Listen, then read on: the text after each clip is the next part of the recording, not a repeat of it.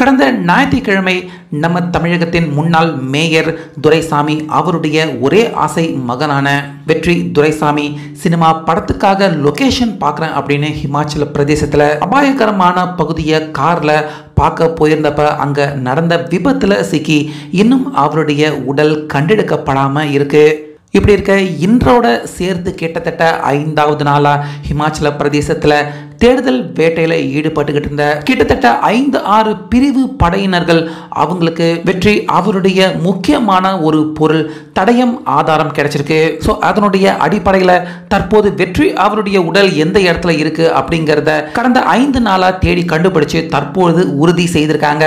அதாவது கின்னூர் அப்படிங்கிற அந்த அபாயகரமான பகுதியில தான் வெற்றி அவருடைய கார் கடந்த ஞாயிற்றுக்கிழமை விபத்து ஆகியிருந்தது.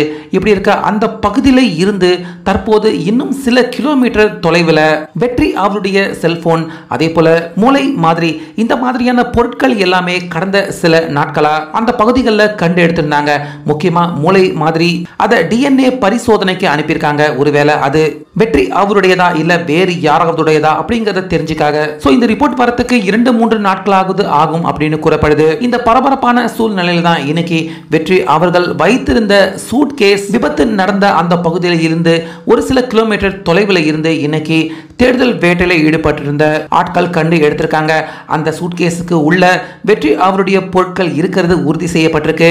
சோ இதை பார்த்து உறுதி செய்த உடனே அந்த பகுதிகளில் இருந்து சுமார் 10 இருந்து 15 கிலோமீட்டர் தொலைவு வரைக்கும் அந்த சட்லாஜ் நதியை சல்லடையிட்டு காவல்துறை, ராணுவம், தேசிய பேரிடர், மக்கள், நீச்சல் தெரிஞ்சவங்க, கிராமத்து மக்கள் இப்படி எல்லாருமே இன்னைக்கு இந்த சுற்று வட்டாரத்தில் இருக்கிற 15 கிலோமீட்டர் இன்னைக்கு சல்லடையிட்டு தேடிக்கிட்டு இருந்தாங்க. ஸோ அந்த வகையில் இன்னைக்கு பனிப்பொழிவு அதிகமாக இருந்ததால தேடுதல் வேட்டை நிறுத்தப்பட்டிருக்கு.